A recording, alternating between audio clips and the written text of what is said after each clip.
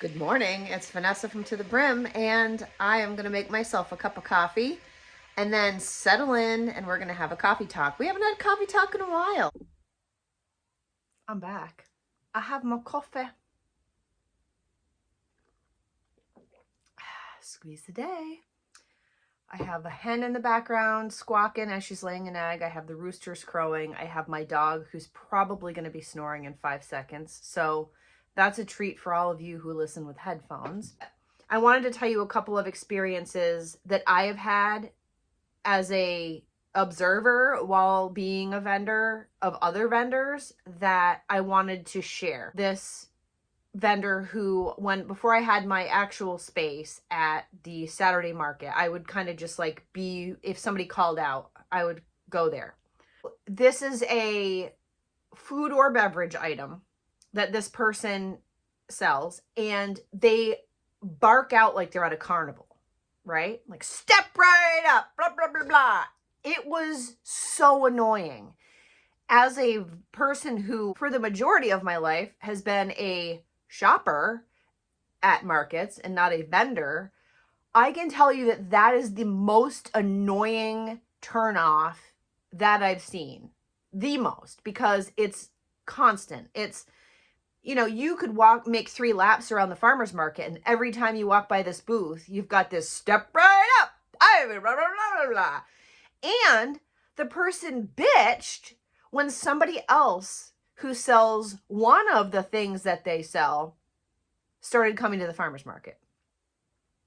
We're all there to sell our stuff. Like, shut the fuck up. I'm thinking of like the old timey, top hat and a cane and like their, bottle toss or whatever, like step right up, blah, whack the hammer and have the thing go up and you'll win a prize and whatever. Just shut up. Like, let people shop, right? Okay. So there's 1. 2, I'm a tote bag girl, right? I do not need another tote bag at all. That is one thing that I don't need, right? But I glance over and I'm like, oh, if I have a good day today, which I usually do at that market, maybe I'll buy one of her bags. So I walk over when I didn't have any customers to like just check out and see what she had, because I could see everything from the back. Like, she had a U-shaped booth and I'm like, let's say over here. So I could see like the backs of things. So I walk over and immediately she's up my ass. Huge turnoff. Haven't even looked at her stuff yet. And I'm already like, bitch, I'm not going to buy shit from you if you continue to like try to like crawl up my ass. I make masks and da-da-da-da. And I'm like, oh, I make my own mask. She's like, well, mine have the thing on the nose. Again, don't give a fuck, okay? And then I'm looking at the things that she has. Oh, I sell lots of those. Like, trying to like make me buy it right now because she might sell it. Again, don't give a fuck. Turned me off to the point where I will never go back to her booth. And I buy from a lot of the vendors at this farmer's market because A, I think that's fucking awesome to be part of a market. Yep. And the gardeners are across the street mowing the lawn. What the fuck? Like, what is wrong with people? And what I should have said was, it must suck to have to try to talk people into buying your stuff. I don't have that problem. This is what I do. I will greet the person. So then you also have situations where I'm just saying hi. Somebody will come along and I'm like, I'm just looking. Just saying hi. Like, just saying hi. Like, I'm not somebody who's going to crawl up your ass. I am not going to talk you into buying my stuff. I don't need to. People buy my stuff. I don't need to talk them into buying something they don't want. And why would you want to do that? Why would you want to make something and talk somebody into buying it? So they're walking around with this thing that you've made, that they bought from you, and they're like, I don't fucking want this. Who can I give this to? Why would you want to put that out into the universe? Squeeze a day. Anyway, people come to my booth. I say hello, good morning, how are you? I greet them. And then I say nothing. Or, let me know if you have any questions. And then I sit down. I'm not in their face. I don't follow them around. I don't try to talk them into buying my things. Again, I don't need to. Clearly you understand what my opinion is, and you don't have to give a shit. You can be like, I don't care. I'm going to crawl up people's asses because I want that buck, right? That's fine. I'm just going to tell you that that's a turnoff. Essentially, when you have a small business, now I sell pottery and tie-dye and candles, right? It is up to my customers what I sell. It isn't really up to me. It's up to me to provide that. So I know it's easier when you think in the terms of like Walmart, right? The demand drives the supply. So it's the same with a small business, because first of all, you're going to sell more if you're selling what people want. And B, that's the point, right? If you want to fail, then just sell what you want. But if you want to succeed, if I have a lot of people asking for my overalls, right? And so I'm at this crossroads where I'm like, I don't have the time to make 4 pairs of overalls every week. You saw me yesterday. My words of wisdom was like, I got to cut that shit out. And then I had 6 hoodies get delivered that I have to dye. I have 4 pairs of overalls, and I enjoy doing that. So then I'm like, okay, so is it a time management thing? If I equip myself with enough bins and enough like screen things to put the tie-dye on and enough of everything, enough ice, enough dye, if I have a system, would I be able to continue doing tie-dye? Would I be able to do multiple things at the same time so that one day a week I'm doing tie-dye? Abso-freaking-lutely. So you can do it both ways. You can say, even though people want this, I don't have time for it, and that's okay. But if you have time for something and people are like, I really like this scent of candle, and you're just like, I don't care. I don't want to have it. But you have like so many people that are like if I got rid of my dad's pipe candle, people would notice, because I have people buying multiples. I have people buying the wax melts, the room spray. Like, everybody loves that scent. Well, not everybody, but that is my biggest seller. So if I showed up at the farmer's market and I didn't have it anymore, people would be like, I came here for this, right? So listen to people when they say they love something, or when you're selling a lot of something. Listen, because it benefits both parties for you to have that. Squeeze a day. So time management, organizing, and here's the other thing. I have already decided I'm going to try before I go to winter market, because I have a block party in 2 weeks. I have a harvest fair next month. I'm going to sell a lot of hoodies and a lot of overalls and a lot of mugs at those things, and probably a lot of candles, right? And I'm going to start doing poo-poo spray and stuff too. And I have little samples for my room spray I'm going to start pouring. I have to prep for that.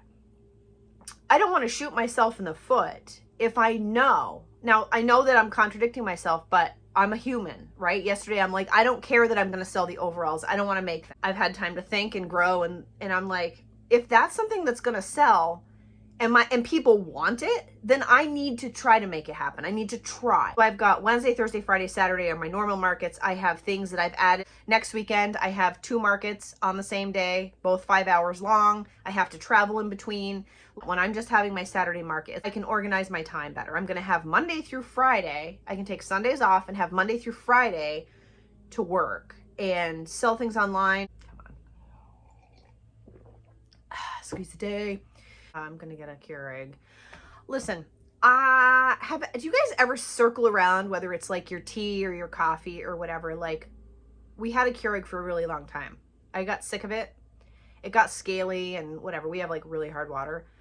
So I did pour overs for a while, and then I got a coffee pot, which is fine, but like I'll drink a cup of coffee and then like a half hour, 45 minutes later, I want another cup of coffee, and the coffee that has been brewed, like I'm really sensitive. That's the stupidest thing ever.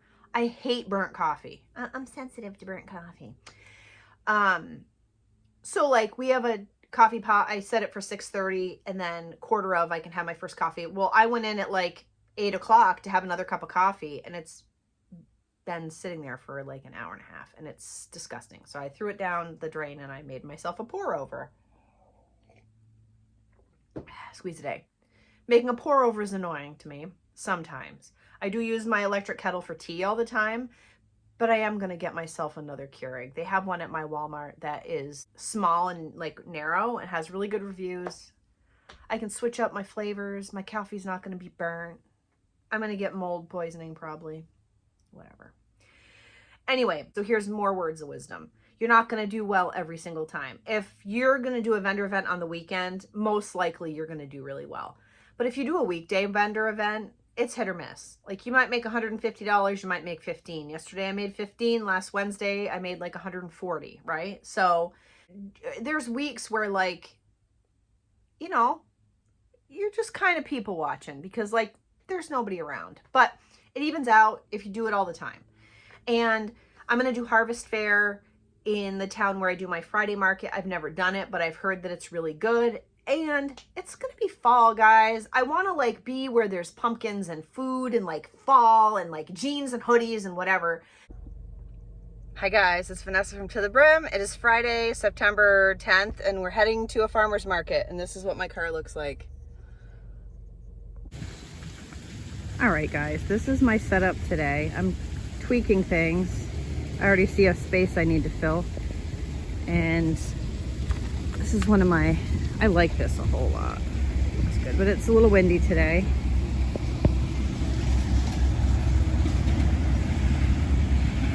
Every time I do things a tiny bit different, I'm going to be doing an inside market and the layout is going to be a little different, so I'm